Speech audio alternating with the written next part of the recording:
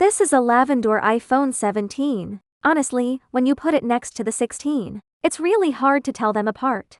But the upgrade to a 120Hz display is seriously smooth, as you can see from the slow motion footage. The difference between 120Hz and 60Hz is significant. However, in terms of screen specs, the 17 is almost same with 16 Pro, also the size.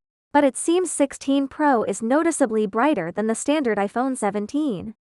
So how big are the internal upgrades this time? Well, let's jump right into the teardown. First, after heating it up and using a bit of alcohol, we remove the back cover, comparing it to the iPhone 16's back cover. Aside from the size, there's almost no difference. Both use a large metal plate covering the glass back to improve heat dissipation. Now, let's take a look at the internal layout of the standard iPhone 17. The internals really don't look different either, it's basically just scaled up by about 0.1 times. Now, let's go through which components are interchangeable between them.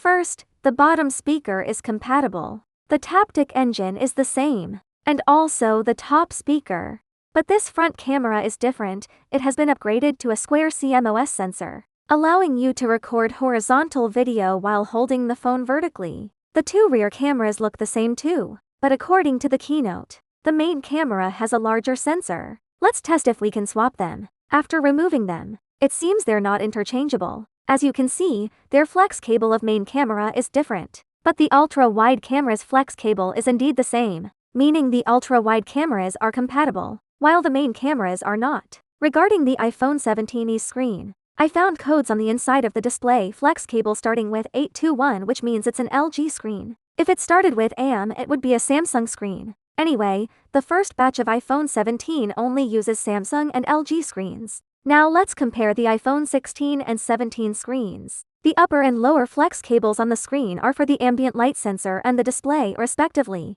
You can see that the sensor flex cables are different, this one doesn't fit. But surprisingly, the display flex cables are identical. And after testing, they actually plug in perfectly. So it's possible that swapping the screens between the two models might actually work. Let's test it and see if it powers on.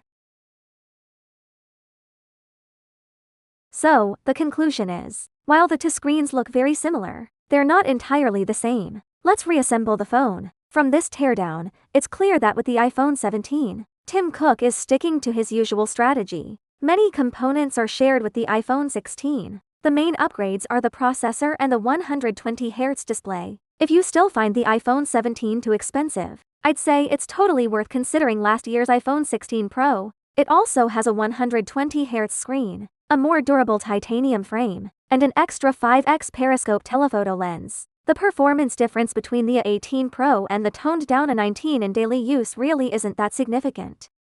All phone parts and tools in Teevo.com.